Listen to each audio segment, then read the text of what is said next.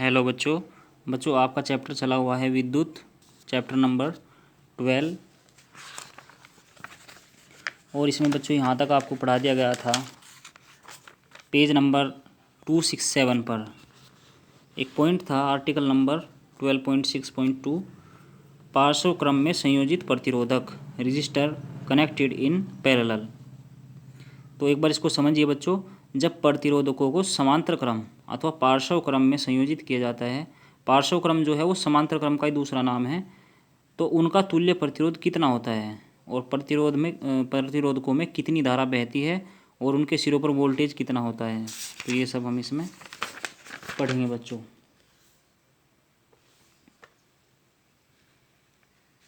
देखो इसमें एक क्रियाकलाप दिया गया है, क्रिया विधि दी गई है। 3 प्रतिरोधक है, इसमें उद्देश्य देखिए क्रियाकलाप 12.6 उद्देश्य सत्यापित करना कि पार्श्व क्रम में संयोजित प्रतिरोधकों में प्रवाहित कुल धारा अवयवी प्रतिरोधकों में धाराओं के योग के बराबर होती है। तो क्रिया विधि क्या है? 3 प्रतिरोधकों जिनके प्रतिरोध क्रम से R1, R2, R3 हैं का पार्श्व संयोजन XY बनाइए।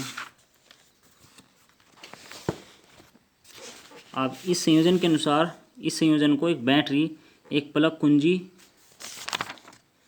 चित्र में दिखाए गए चित्र बनाया गया है 12.16, इसके अनुसार देखिए, ए डायग्राम के अनुसार देखिए, संयोजन को एक बैटरी, एक प्लग कुंजी तथा एक अमीटर से संयोजित कीजिए। इसके बाद प्रतिरोधकों के संयोजन के पार्श्व क्रम में एक वोल्ट मीटर भी संयोजित कीजिए।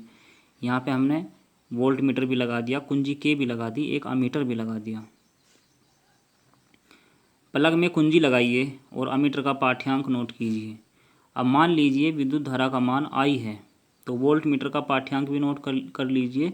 इससे पार्श्व संयोजन के सिरों के बीच विभवांतर V प्राप्त होता है। प्रत्येक प्रतिरोधक के सिरों के बीच विभवांतर भी V है।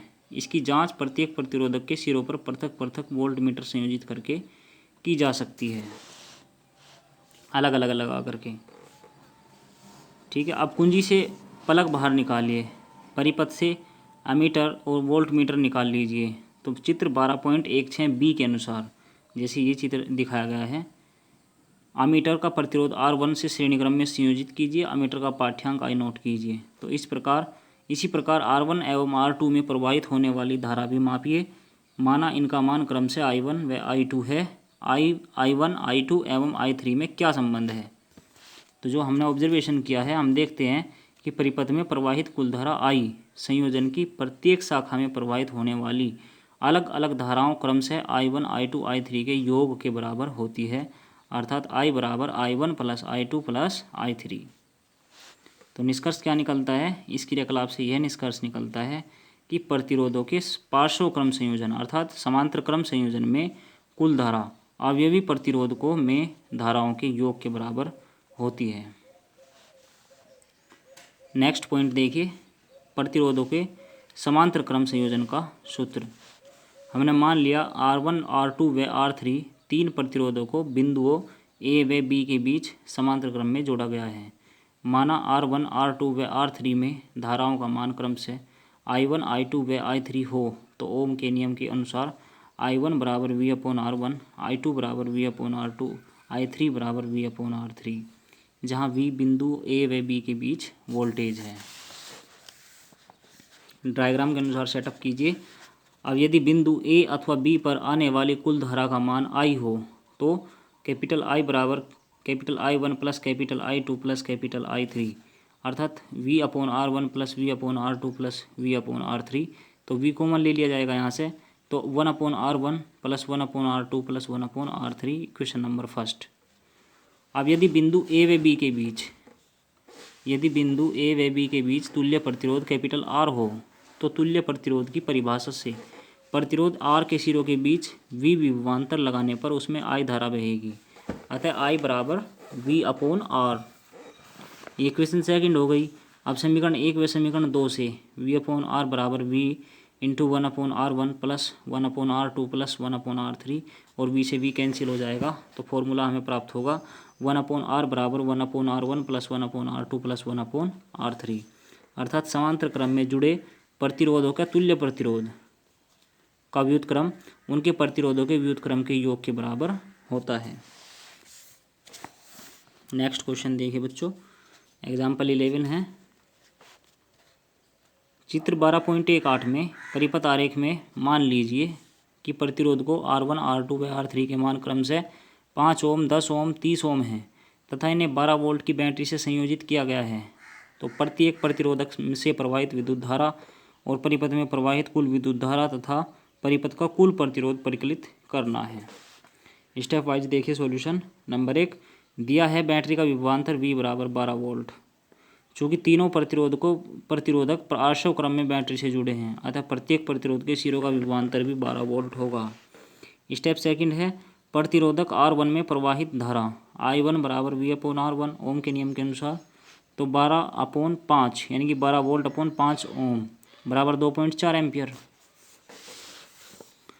अतः प्रतिरोधक R2 में प्रवाहित धारा I2 बराबर V/R2 तो 12 वोल्ट बटे 10 ओम यानी कि 1.2 एम्पियर तथा प्रतिरोधक R3 में प्रवाहित धारा I3 बराबर V/R3 यानी कि 12 वोल्ट बटे 30 ओम यानी कि 0.4 एम्पियर।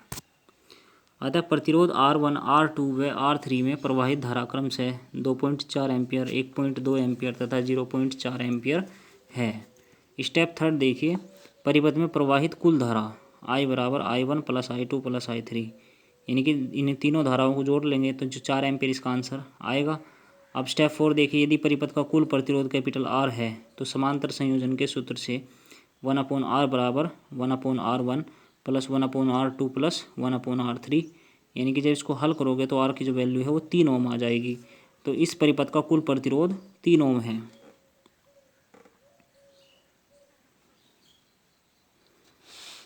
नेक्स्ट पॉइंट देखिए बच्चों, नेक्स्ट क्वेश्चन।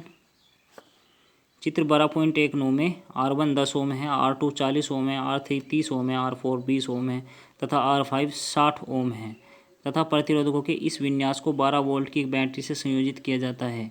तो परिपथ का कुल प्रतिरोध तथा परिपथ में प्रवाहित कुल धारा परिकलित करनी है। सॉल्यूशन देखिए, परिपथ का कुल प्रतिरोध क्या हो जाएगा। मान लिया कि प्रतिरोध को R1 व R2 के समांतर संयोजन का तुल्य प्रतिरोध R डैश है। तो 1/R डैश बराबर 1/R1 प्लस 1/R2 यानी कि 1/10 प्लस 1/40 यानी कि जब इसको हल करोगे तो R डैश की वैल्यू 8 ओम आ जाएगी। अब पुनः माना कि प्रतिरोध को R3, R4 व R5 के समांतर संयोजन का तुल्य प्रतिरोध R डबल डैश है। तो 1/R डबल डैश बराबर 1/R3 plus 1/R4 plus 1/R5 यानी कि 1/30 प्लस 1/20 प्लस 1/60 इक्वल टू 6/60 अर्थात 10 आ जाएगा। 6 से 6 कैंसिल और R डबल डैश की जो वैल्यू आ जाएगी या वो ऐसे लिख लो 60/6 तो 10 ओम आ जाएगी। अब स्पष्ट है कि इन दो समांतर संयोजनों को क्रमशः R डैश तथा R डबल डैश द्वारा प्रतिस्थापित किया जा सकता है जो कि परस्पर श्रेणी क्रम में जुड़े हुए होंगे। तो परिपथ का कुल प्रतिरोध R बराबर R डैश व R डबल डैश के श्रेणी संयोजन का प्रतिरोध अर्थात दोनों को जोड़ दो श्रेणी क्रम में तो 8 ओम प्लस 10 ओम यानी कि 18 ओम। ठीक है। अब नेक्स्ट पॉइंट है परिपथ में प्रवाहित कुल धारा।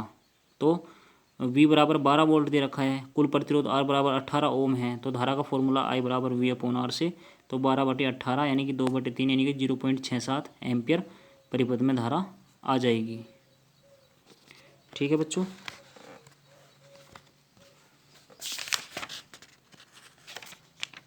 उसके बाद बच्चों ये क्वेश्चन करके देख लेना, निशान लगा के दे रहा हूँ मैं, क्वेश्चन करने की कोशिश करना। अगर समझ में नहीं आएंगे तो बोल देना, मैं आपको समझा दूंगा। विद्युत धारा का तापीय प्रभाव यहाँ से बाद में पढ़ेंगे।